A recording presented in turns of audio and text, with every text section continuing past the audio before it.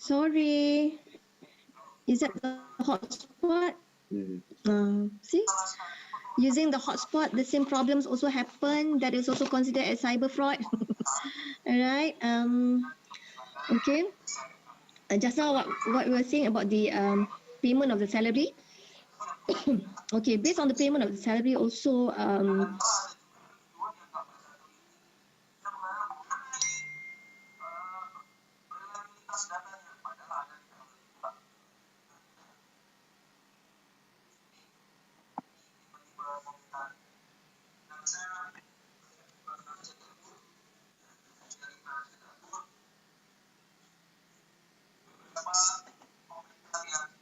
Dites, apa ini Dites?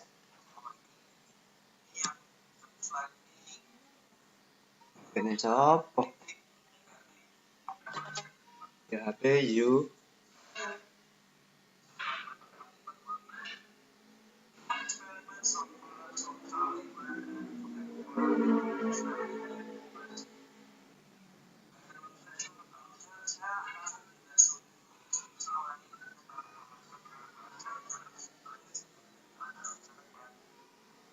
boleh.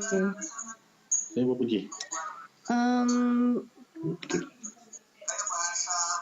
I think my internet is not stable. I'm using the hotspot. Ibu Fury, I'm Yeah. using the hotspot. So, Okay. so I okay, think my Prof. internet is not stable. Oh, yeah. Okay tak? Okay. Alright. I don't know why suddenly there's no electricity in my home. The hotspot is not it's not stabilized. I'm so sorry about that. Okay, so okay, Right. Prof. I don't know what happened. It's supposed to be a very fulfilling presentation. Now it's all jumbled up. Okay. Okay, Prof. Just now we were and then during the just now we were talking about the payment, so that's how they identify in an organizations, okay. And then sometimes we also have the financial crime that always happens, okay. For example, as for Malaysia at the moment, we have a lot of what you call as a relief package from the government, and this is where people are trying to manipulate the relief given by the government. All right. And this is also something that found by the ACFE of having this fraud risk during the COVID-19 pandemic. Okay. And then another thing that has been found by the KPMG, okay, one of it is what you call as the what do you call this? Email scam. Have heard about email scam?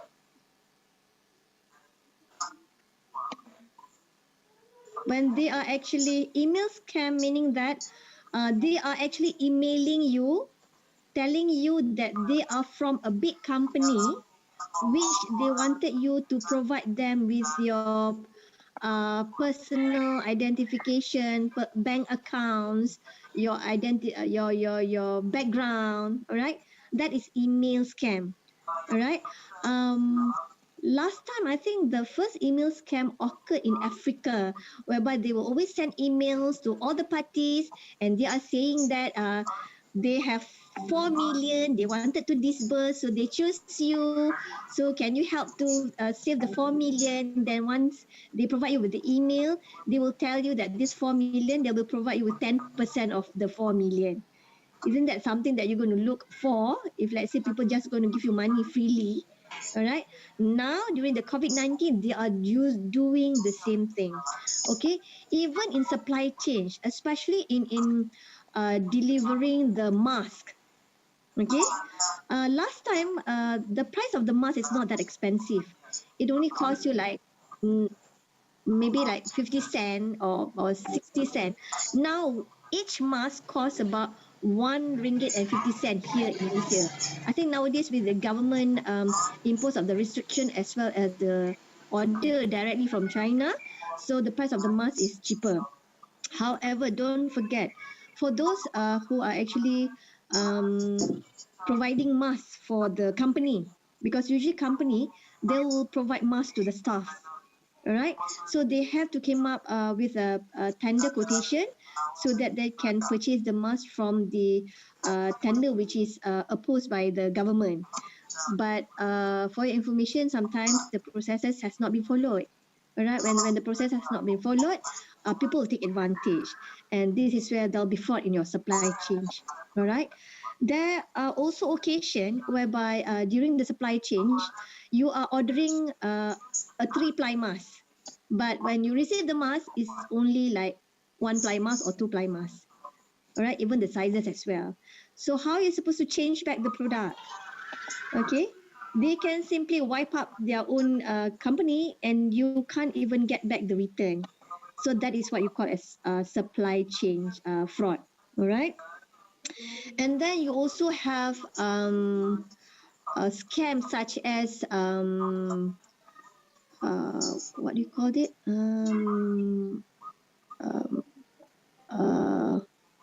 NGO scam. Have you heard about it? NGO scam? Telling that you are supposed to provide contribute money to the NGO because the NGO wanted to help single parent. The NGO wanted to help those who are in need during the COVID-19. But actually, the account number is not for the NGOs. The account numbers is to personal accounts. All right, that is also a scam, and those are what you call as fraud risk that currently happen in the world at the moment. All right. What about in Indonesia? What about other scams that fraud risks that can happen in Indonesia other than the information that I've already shared with you? Ivana, just now you were saying something, but I can't hear you at that point of time.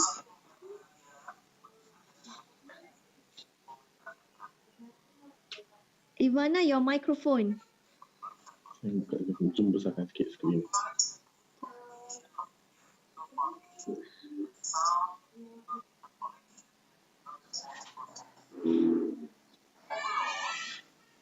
Oh, takut dah.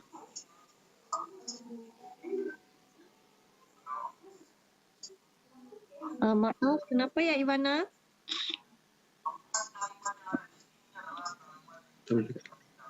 Ivana, she can't on her microphone. Ivana, you can on your microphone? Kita dah lihat. Okay. Okay, thank you. There you are. Okay, thank you, Prof. Yes.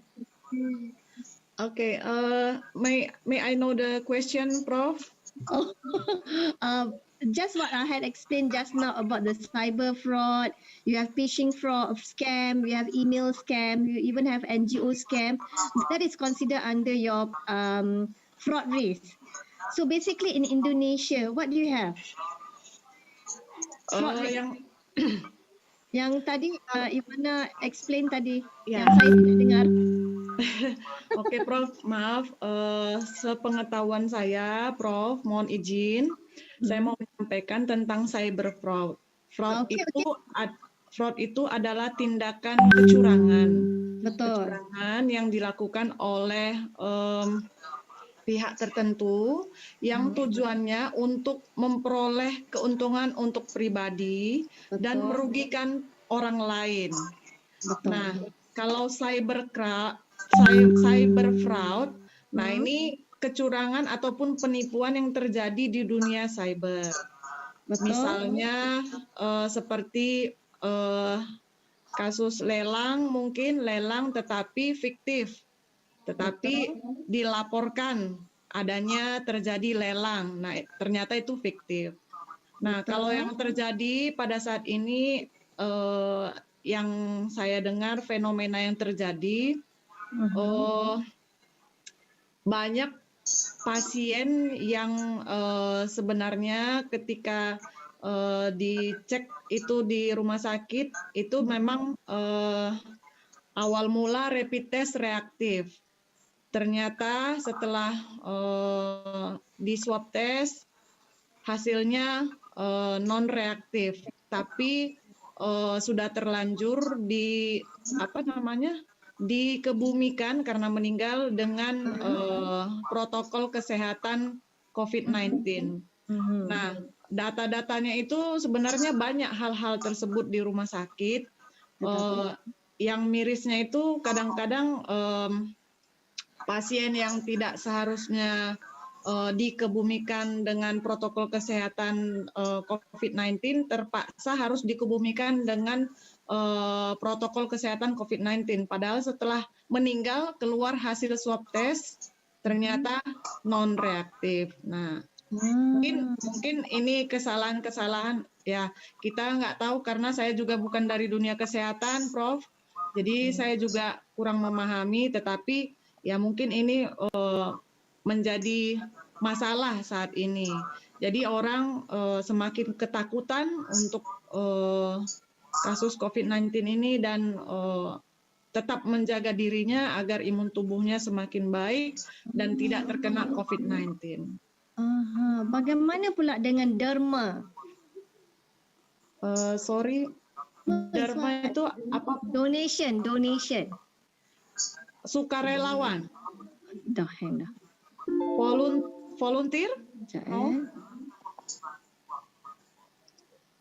Sumbangan Ivana. Oh ya.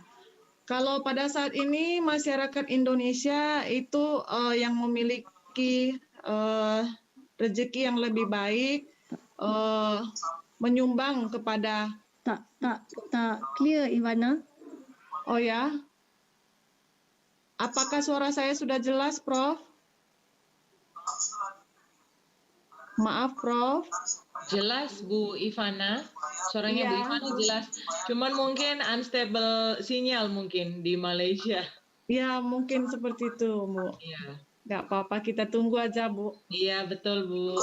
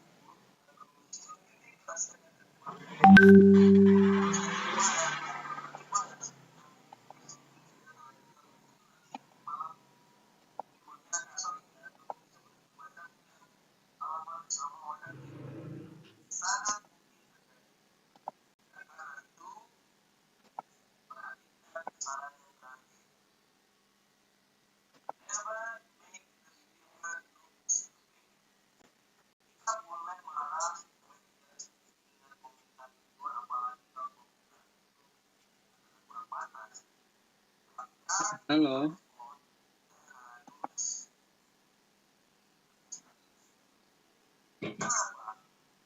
Halo. Iya Bu Puri, bisa usul nggak Bu Puri? Mungkin Kenapa? bisa usul nggak? Bisa dikumpulkan mungkin pertanyaan atau permasalahan tentang Iya. Tadi ini beberapa sudah saya baca, ada yang menyampaikan di chat room. Tapi kita sambil menunggu Prof. Syarifah. Oh gitu. Iya. Jadi cuma sayang aja kita jadi banyak waktu yang terjeda tanpa ada. Iya betul. Iya, jadi kami persilahkan untuk partisipan bisa menyampaikan pertanyaan atau opini di public chat room karena beberapa sudah masuk di public chat room dan sudah ingin saya sampaikan sebetulnya tadi, menunggu sesi setelah menjawab atau diskusi dengan Bu Ivana, tapi ini sepertinya unstable lagi. Semoga beliau segera bisa bergabung. Terima kasih Pak Sirajuddin masukannya. Ya, saya ingin nambahkan fakta aja ya terkait email scamming yang tadi disampaikan sama Bu siapa? Bu Syarifah, Bu Ivana. Saya dulu dapat itu malahan sering sebelum pandemi malahan. Jadi sering dapat. Jadi modusnya itu kayak semacam minta tolong bahwa dia itu sebenarnya lagi kasus apa kayak kalau yang saya alami itu kayak apa bercerai, terus dia mengurus masalah harta gono gininya itu, terus minta tolong biar diakuin bahwa dia itu punya saudara di Indonesia gitu lah, sehingga akhirnya modusnya kayak gitu di email itu. Terus akhirnya saya bingung aja, agak aneh, dan dia menjanjikan sekian persen dari harta gono gininya nanti itu atau warisan dia itu akan dikasihkan ke kita gitu loh. Tapi saya dapat kayak gitu tuh sebelum pandemi malahan. Kalau yang pandemi ini saya kurang ini ya, kurang care lagi. Kalau agak-agak aneh saya sudah langsung ya nggak saya cuekin gitu lah. Apalagi dapat itu apalagi dapat itu kalau scam email tadi itu dia di spam. Jadi kalau yang langsung ke kita itu baru mungkin kita perhatiin siapa. Kalau saya aja langsung isinya itu ngedetek ini saya nggak pernah kenal kok tiba-tiba langsung kayak gitu, saya udah langsung detek. Jadi kalau misalnya trennya di tempat profesor tadi itu kayak gitu, berarti mungkin di sana kali ya. Tapi kalau di Indonesia sendiri kayaknya trennya itu malahan terlembaga. Kayak tadi ditanyakan beberapa orang terkait masalah memanfaatkan momen pandemi COVID-19 ini gitu loh. Dengan ya ada yang tadi itu ya menstatuskan COVID seseorang, padahal enggak. Walaupun saya ada punya rekan-rekan teman-teman dokter dan juga para perawat yang mereka sendiri mengatakan ya itu oknum gitu loh. Artinya mereka sendiri yang berjibaku dengan pasien-pasien itu ya kalau memang positif ya positif, kalau enggak ya enggak, ngapain diinikan gitu loh. Jadi hanya oknum ya. Jadi cuma pemerintah kayaknya kayaknya kurang apa ya, istilahnya itu kurang aware atau kurang perhatian dan memberikan sanksi yang kurang cepat gitu ya, kurang cepat gitu Pak ya. Kurang cepat dan kayaknya membiarkan itu berlalu apa adanya, sehingga jadi bingung sendiri masyarakat, jadi kayak berkonflik sesama masyarakat sendiri kan gitu lah. Akhirnya pemerintah tidak ada yang istilah itu langsung tegas gitu lah. Malahan sekarang isu itu digiring seolah masyarakat yang misalnya mau apa ya, isu itu mau mencoba bangkit dari pandemi ini kadang disalah-salahin kan gitu loh. Dan ujung-ujungnya kan kayak yang sekarang terjadi ini undang-undang Omnibus Law itu kan gitu loh, juga pemerintah luar biasa, politik banget gitu loh. Can you hear me? Tak dengar juga. I think the line is bad. I can hear you. Macam. Hello. Iya Bu. Tak dengar Didi. Kedengaran Bu. Dr. Sharifah, I can hear you.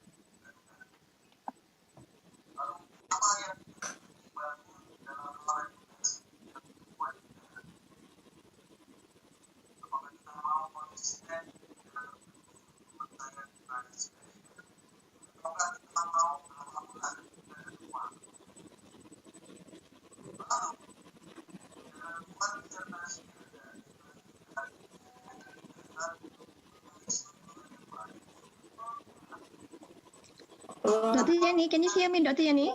Yep. Yes, now can. Yes, doctor.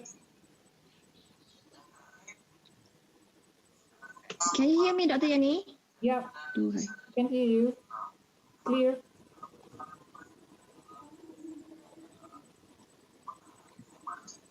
Sorry.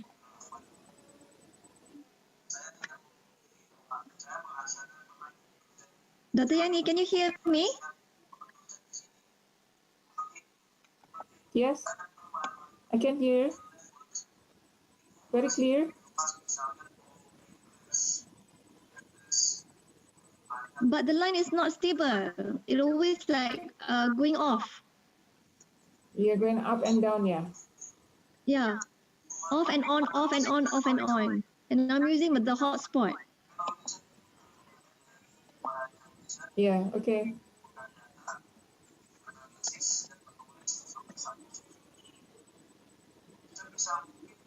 Hold Can on. you continue? So how are we supposed to go about now? Okay, I can still continue. Yeah. Everyone is still here. Alah, dia dah out dah. Tak boleh dia on and off.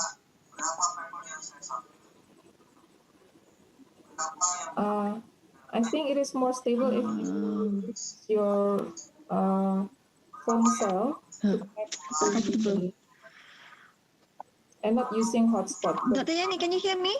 Yeah, I can hear you. Can you hear me?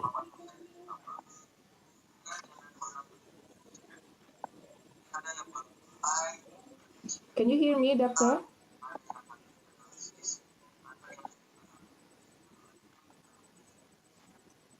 Ibu?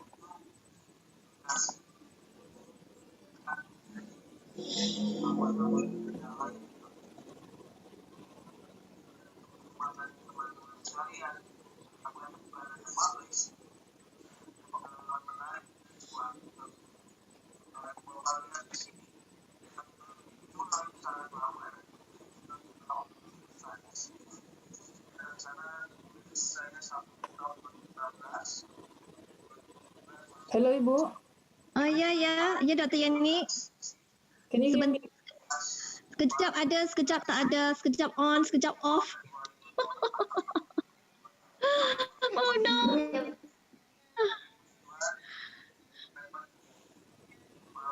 Is it okay? Do you use phone cell or laptop? I'm using laptop. Probably it is more stable to use phone cell, I think.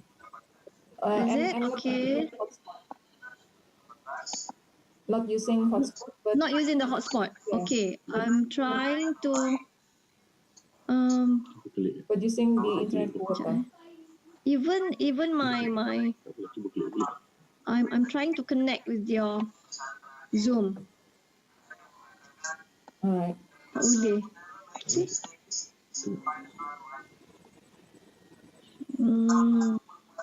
Kena download dulu. Which one? Download from Zoom. From Zoom, eh?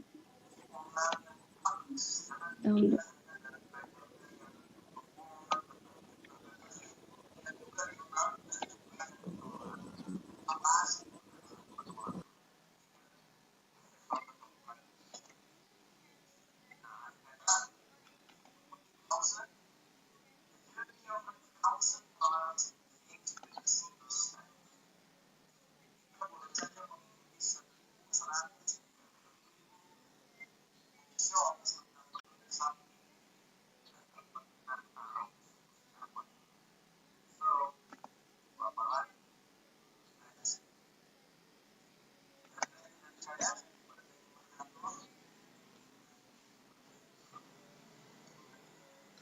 I am trying to download from my phone.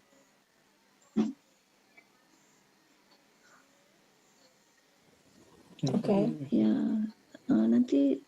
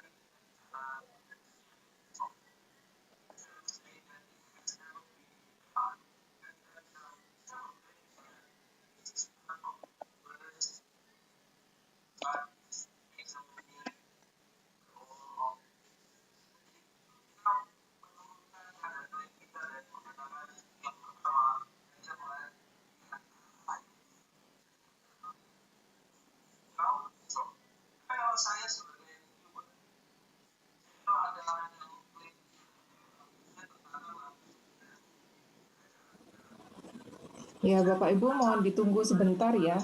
Kami mohon maaf atas kekurangan teknis ini. Kami sudah melaksanakan kuliah 3-in-1 bersama Ibu Dr. Syarifah di 2 hari kemarin. Jadi ini hari yang ketiga. Dan selama 2 hari kemarin tidak ada masalah teknis sama sekali. Kebetulan hari ini listrik di sana padam, kemudian internet connection-nya juga sedang tidak stabil. Jadi semoga beliau segera bergabung lagi bersama kita. Ibu, how is it going? I still can't get a good connection, Dr. Yani. I am using my phone as well as my husband's phone, but still, it is on and off, on and off. I don't know why. All right. So as long as you still can talk with us at the moment, so you while downloading Zoom on your phone set or and while talking you can see myself on and off based on the internet. I'm so sorry. That's okay. I can't control the situation. All right. And even what I want to explain is actually, having this kind of things that happen, it makes you a bit panic. You don't see all those things. I'm very, very sorry about this. Okay. I'm still wanted to go into your fraud risk, okay, because fraud risk is actually something which affected the fraud environment at the moment. Even though we have the fraud risk previously, however, in the COVID-19, the types of fraud risk has been extensive, and you can see that those fraud risks, which is before this, not the intake of the risk, has been extension during this pandemic COVID-19. All right. So you can see I managed to actually explain on the what is the fraud risk, which is extended by the ACFE, okay, Associations of Certified Fraud Examiners, and what is the findings based on the KPMG, which most of the fraud risk which has found by the KPMG are more towards the financial fraud, right? Which they actually looking at the undisclosure of information, whereby they are looking at the underpayment of the debts. They're also looking at the overreacted of the revenues, all right? And they are also looking at um, the infliction of the expenses due to the COVID-19. All right. However, Deloitte came up with another types of risk, which I have discussed just now on the phishing scam, on the email scam, on the donation scam, on the what do you call this, identity theft. All right. So those are, you can see that different parties is actually looking at different types of fraud risks. Okay, basically those fraud risks is not something that is different from previously. It's just that there is a development.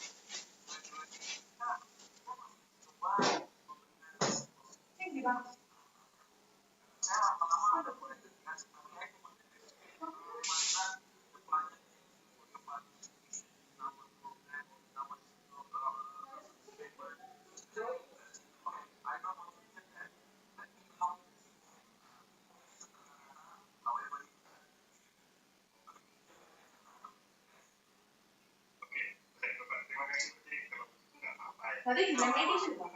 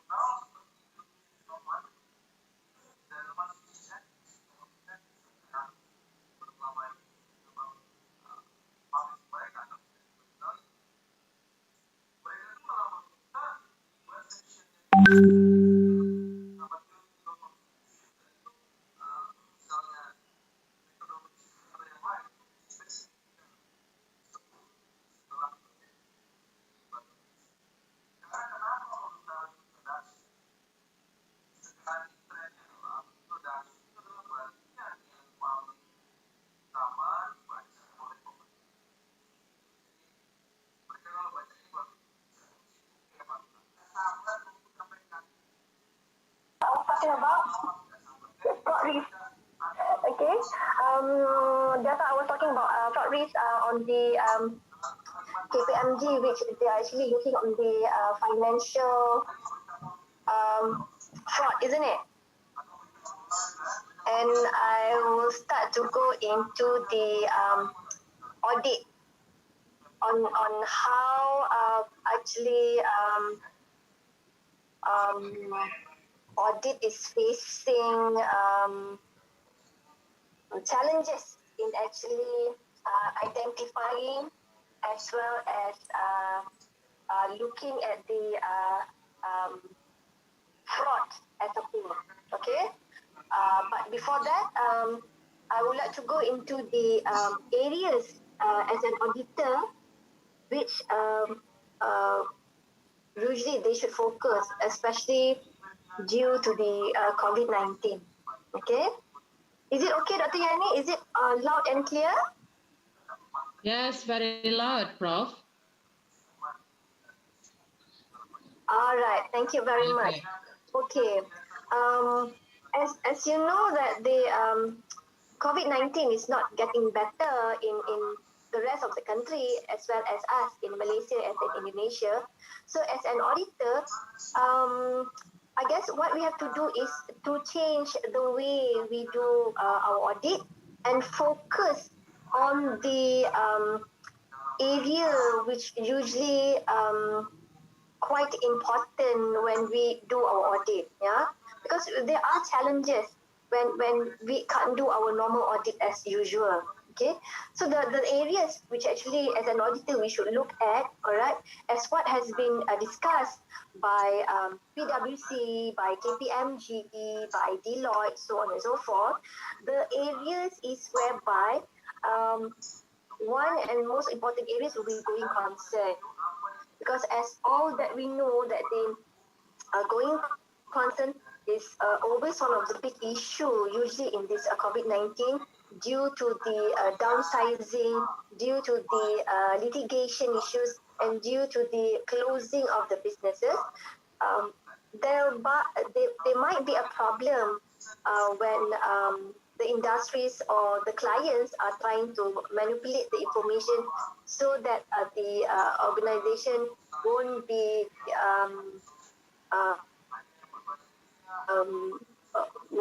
accused of having that going concern problem. Okay, so that is one issue as an auditor that we are supposed to look at. All right, and by all means, we have to bear in mind if you want to look at the going concern, we have to be present at the organization. However, our challenges will be we are supposed to work from home. Okay, so by working from home, for you to know whether the organization is on a going concern or not, you have to look at the evidence such as from the media. You have to look at the evidence based on the interviews by teleconferencing, okay? Because you can't have the information by going there and having a face-to-face interview. Okay, that is a sad part. Another thing is issues of going concern. You cannot get the evidence. Okay, in audit, evidence is something which is very important, and that evidence must be relevant and quality. All right, and you must have a hard evidence. You can't have a soft copy in your PC just to get the evidence. All right, so that is another challenges. Okay, and that those are the areas that you are going to look at.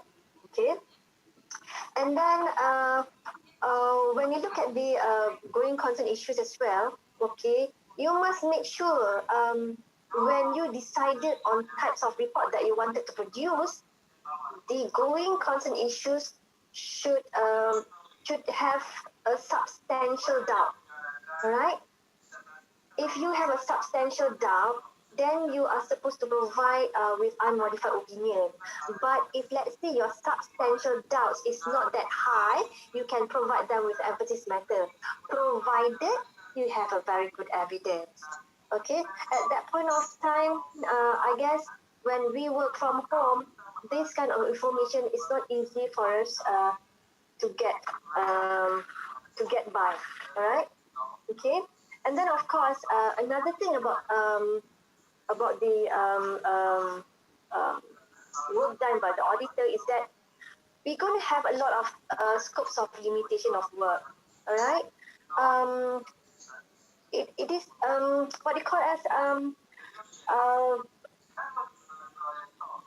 when you wanted to get the evidence, okay, you are limited by not going to the office to get the evidence. You are limited by not having the interviewing of those clients, and even sometimes your evidence is quite limited for you to have. So that is limitations to us as the auditor, okay, and that is really a worrying stuff. All right, and then what do we have during this COVID-19? Okay, we always have to delay on the audit that we are supposed to do. All right, and delaying in this audit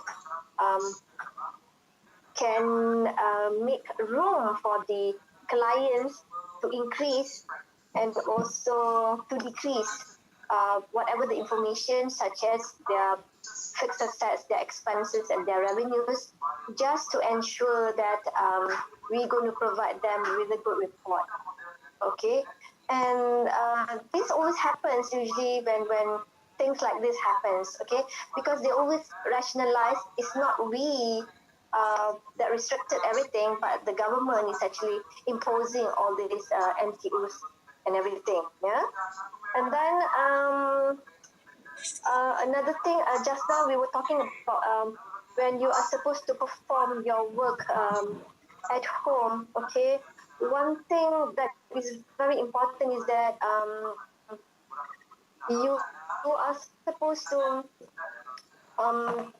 use your own connection. All right, you are not using the office internet, but you are using your own internet. When you are using the home internet, you have to be very careful, because if you don't have a very good security and password for it, people can get access to whatever the work that you are done for your officer. That is also another worrying sum. And when you do your work at home, definitely you wanted to save it, and usually we save it in cloud. And now you have hackers who can actually easily looking at the information in cloud. All right. So those are, the challenges will be to us as to the auditor. That will be when they can't go personally to get the information. They have to delay in having the appointments of doing the audit. They even can't interview, right? Because in video conferencing, you wouldn't get the information by face to face. Okay. So another thing that should be worrisome about the audit work is on the occasions of the subsequent events, which also includes the investment of the organization, right?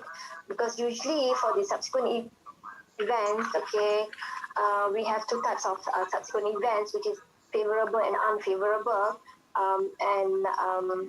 If it's a favorable event, so we just have to disclose it under the notes to the accounts. But if let's say it is unfavorable, there will be a lot of justification that you are supposed to provide, as well as you need to do additional audit procedures to ensure that you are providing a good justification on your audit report. So that will be another challenges for the auditors.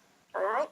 And then another thing about the auditors is that, okay, nowadays when we do the audit works, we're going to always base on our risks and uncertainties. Yeah? The risks and the uncertainties can actually be identified when you are going for your pre-audit.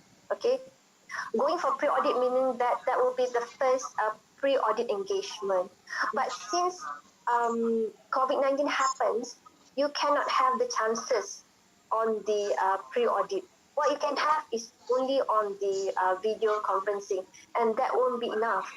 All right, because when you wanted the reason of us having that pre-engagement audit is actually for us to do the observation about the organization, to look at the management integrity, to look at the industry as a whole. You can even identify whether there is any problems of the internal control. But when you are doing the meeting online basis on the teleconference conference, it is not easy for you to actually be looking at any risk or uncertainties in the organization. You just have to take the information at face value. All right, that is another matter which is worrying some for the auditors during the pandemic and COVID-19. Okay, and and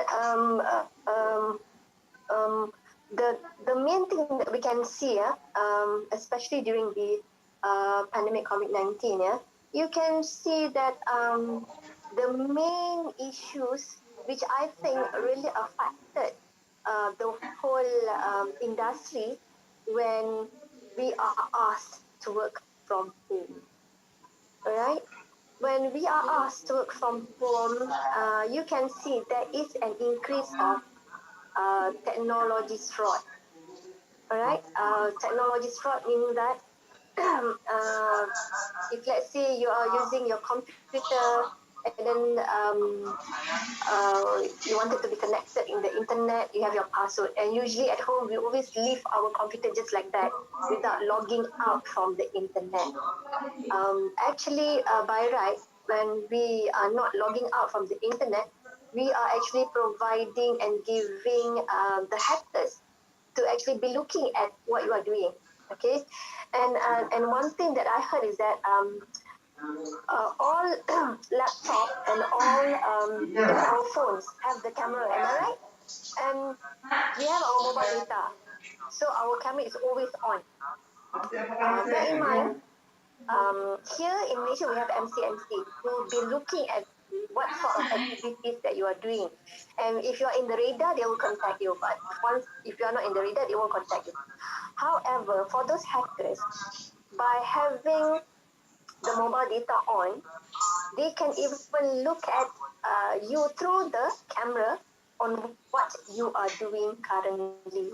Isn't that something that we should be worried about? All right, especially during this COVID-19, everybody is using technologies. Okay, and because of this, they are trying to do a lot of phishing. Yeah, because every day the information has been flowing, your personal data, your communication, your since the conferences about the office is online, so they can even be looking at you when you are actually um, doing the meetings and deliberate the information which is sometimes quite important and PNC to your organization. So that is another thing that we have to be thinking about, right?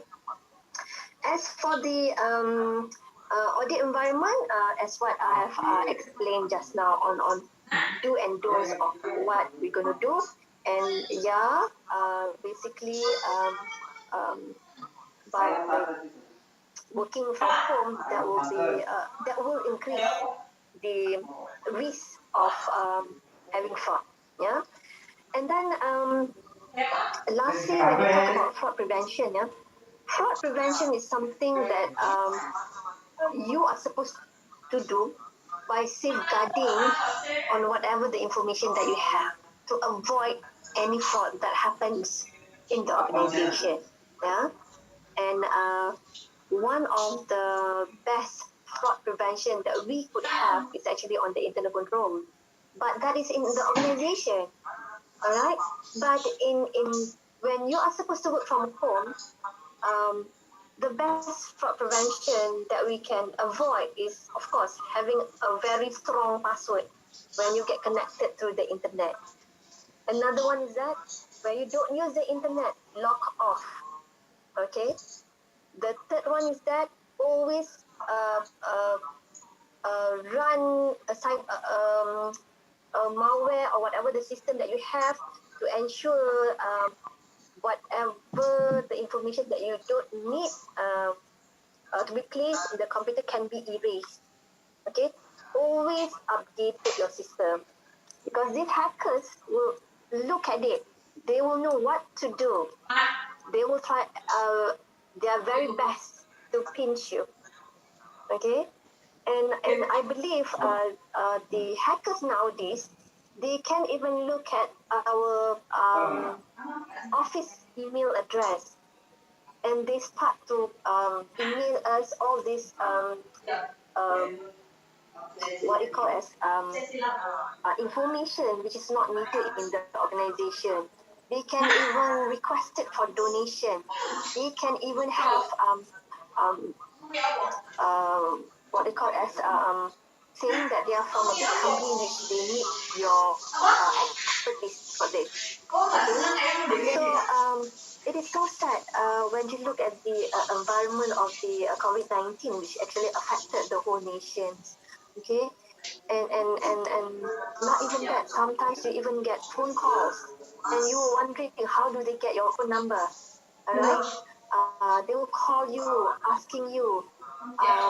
There is one scam which is quite famous in Malaysia at the moment, is that the bank are calling you saying that you are owing the bank how much you need to pay because you have missed your due date, and then you get panic and you start paying. So there goes all your money. And there's also another scam based from the law enforcement. They are using law enforcement even, right, to call us saying that we have a ticket which we need to pay the summer. Alright, so all these things happens during the pandemic of COVID-19. Okay, so as an auditor, what we are supposed to do first and foremost is definitely you need to uphold your principles when you do your work. Yeah, I guess not only being the auditor, but being whatever environment that we are supposed to uphold our principles when we do your work, when we do our work. Okay, evidence is highly needed just to safeguard yourself. Okay. And then, what else should I be including? Okay. Anything else that I should be including in this lecture that you need to ask me on the COVID-19 fraud as well as audit? Doctor, probably I can read some questions given to you from the participants. Yeah. Yes. It is related to the issue about fraud during this pandemic situation that can be done by hospitals. Because again, Dr. Yanin, again? Yeah. So I can show you one question here. It is related to fraud that can be done by hospitals because at the moment in this pandemic situation, government may give a kind of funding for hospitals, which take care of COVID-19 patients. So there can be a situation when hospitals may do fraud in order to get the funding from the government. So how to detect such kind of fraud that may be conducted by hospitals? Okay, for this kind of fraudulent activities, okay, in the hospital especially, all right. Now, may I know when you get the funding from the government in the hospital, who are supposed to be in charge? Is it the financial controller or is it the management? Which one, Dr. Yani? Let me ask. This is the questions from Pak Budiman. Pak Budiman, probably you can speak up and clarify your question to Ibu Sharifah. Pak Budiman, selamat.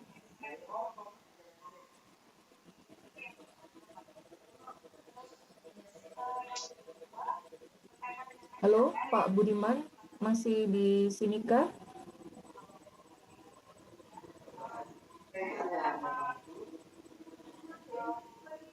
Kalau tidak Ibu Yani, I'm just going to give you. I believe that in the hospital, okay, you have the person in charge to disburse the money to the COVID-19 patient. Am I right? Yeah. I believe so. I believe in the hospital they have their SOP. Yes. Okay. Of course. When they disperse to the COVID-19 patient, I believe there will be another department who are identifying how many COVID-19 person. Mm-hmm.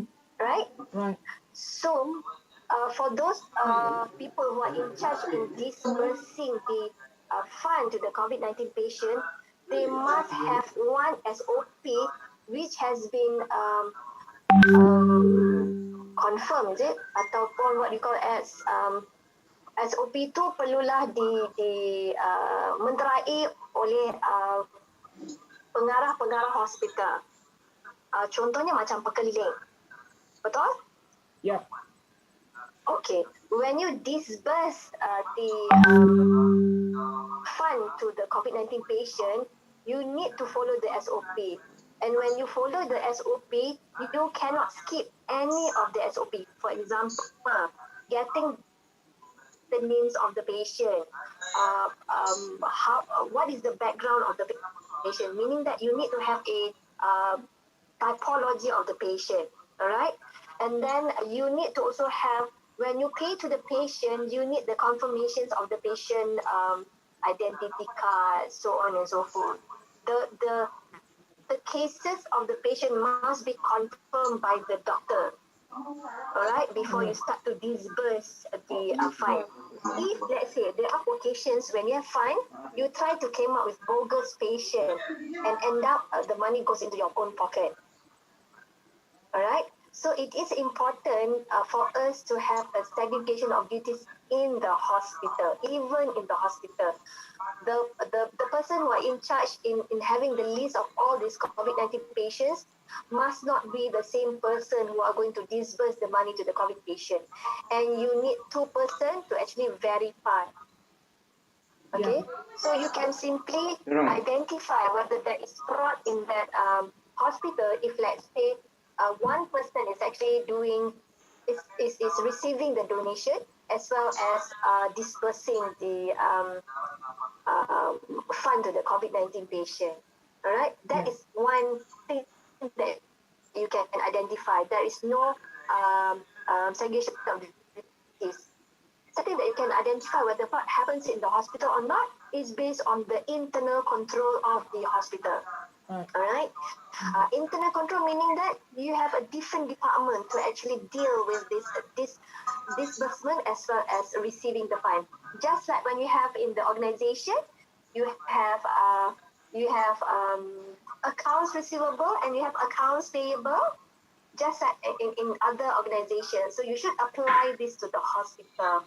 And when you see the grant from the government to disburse the fund, there must be a document which confirming about the grant. And as an auditor, you need to check this as well. Maybe, the government is actually giving how many millions to the hospital, but the person in charge is only declaring 70% of it. You never know. All right, so you need to look at it. And one thing, if you can actually it's going to be easier for you to detect whether there is fraud happens or not. You have to look at the integrity of the person. If you know that this person is quite famous and he is actually always giving money, but people keep on complaining that they don't receive the money, so a background checking are supposed to be done. Like here in Malaysia, we have excuse me, Badan Pencegah Rasuah. Over there, I'm sure you have your own body to actually check on this matter. Am I right? Does that answer the question, Pak Budiman? I think Pak Budiman is not here anymore, but your explanation is very clear to us. Okay, thank you very much. Any other question, Dr. Yani? Yeah, another question, Doctor. And Yes. this is the questions from another Budi, but this one is Budi Lutfitra. I think Budi is still here.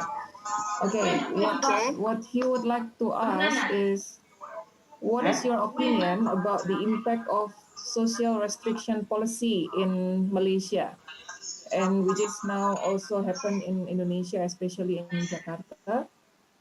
That's the first question. And then the second one is, how is the economic recovery program from Malaysian government? Okay. So there are two questions. Alright, my own opinion, okay? Yeah, and then the third one, how can Malaysian Supreme Auditor prevent fraud in government during COVID-19 pandemic? So it is more about the story in Malaysia during this pandemic situation. Yeah. Alright. Okay, so the first one is about the social restriction in Malaysia. Yeah. Okay. What I see is that the government is really imposing on that restriction of social. However, back to individual, how you wanted to follow the order from the government, all right? You can see, okay, for example, I just provide a simple example. In school, okay, whenever the students going to school, they are supposed to have that checking on the temperature, as well as they have to scan their own health at the school.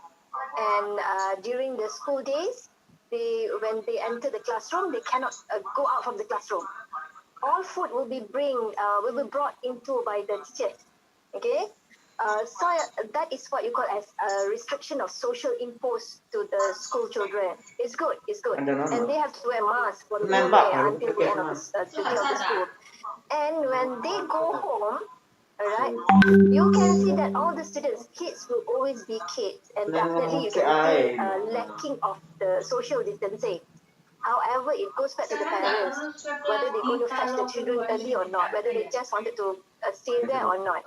For those school buses, here in my area, the school buses really impose the restriction order.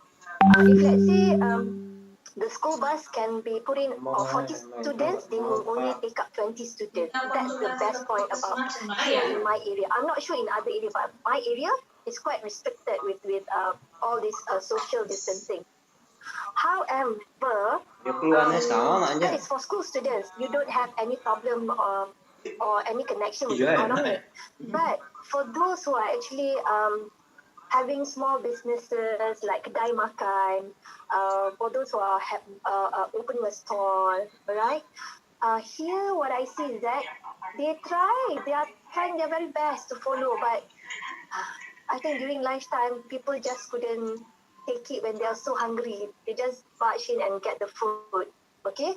But what I see is that the government has sent someone to observe on the situation.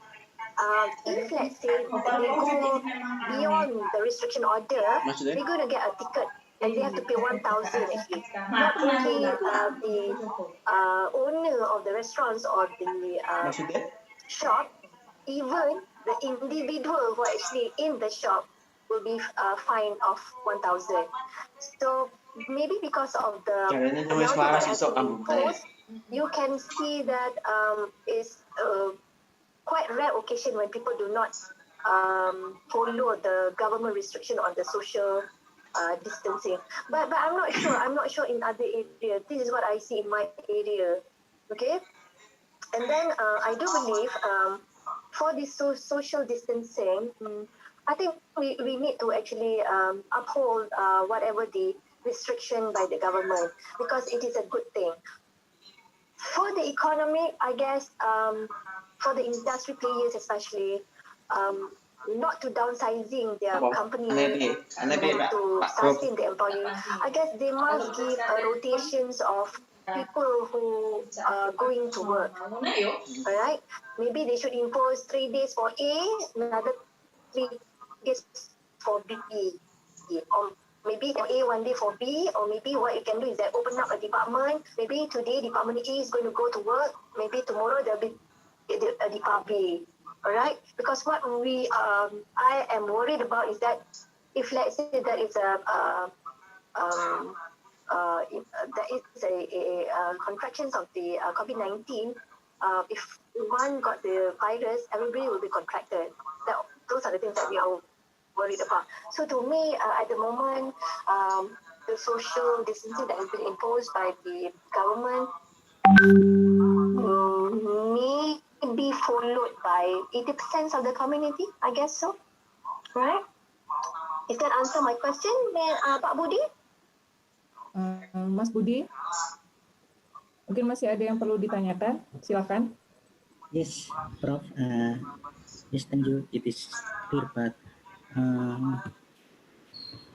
for my third question, how can Malaysia Supreme Auditor prevent fraud in government during COVID-19 pandemic? What is your opinion, Prof? Yeah. About the government in Malaysia, okay. What you call this is, wait, let me get the things straight. Where is it?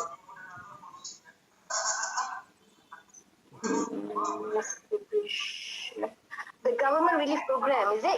You were asking about the government relief program in Malaysia, just to help to boost up the economy, is it? Pak Budi? Mas Budi or Pak Budi? Yes, Prof. Yeah. Okay. That's the second question, actually, Doctor. Okay. So for the second question, actually, the government has started to provide with the relief program during our first MCO in March. Right? And I guess it has really helped the community. The first relief program that was provided by the government is for all levels of community, including the professionals, including those makcik kia who are selling food nearby the road, even the schools, the university student. Okay, that was the first relief program that has been done by the government. Right, and at that point of time, I think the best relief program that was provided was the moratorium for all of us who are actually having loans with the bank. You just imagine, all of us have housing loans, car loans, education loans, so on and so forth. So it is quite a relief of giving us 6 months of not paying the loan without increasing the interest. It's just that an extension of payment. All right, like our last moratorium was been given in September. So in October we have started to pay up our loans. So for that first 6 months that were been given to us, so I guess most of us are trying to save some money. So for later on, you never know whether the economy is going to boost up or not. So I guess that's the best relief program that has been given by the government. Even for those SMEs, small businesses, the government also provide grant for them just to help them to boost up their own businesses, trying to reduce all this unemployment. For the students, they were given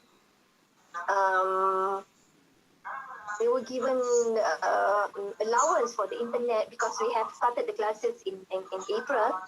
They were given allowances for traveling to go home when they are still in the university. So I guess it was good. And then latest, I think this is the third relief program being provided by the government just to help the small businesses. So I guess it is good. And I'm sure Indonesia is trying to do the same thing. It's just that your population is much bigger than us. So I think all the world, all the countries actually helping the community is but in a different manner. Like New Zealand, they are providing an allowances for those households, right? And that is also another good relief program. Okay, so I guess it does help. It's just that if let's say, because we know that COVID-19 is still going on, I'm also worried if we don't know whether the economy is going to be back to normal or not. But I think all of us need to actually start thinking of what is the best way for us to actually help the government, giving back to the government after all that the government has done to us. That is my personal opinion. And the third question, Mr. Mas Budi, is it? You were asking about the fraud among the government servants. What is the not what? How can Malaysian governmental auditor prevent fraud in government during COVID-19 pandemic? During COVID-19 pandemic. Yeah, Okay. government Now, auditor basically, fraud. fraud in the government. All right. Or to prevent any fraud happen of the within the government. I do have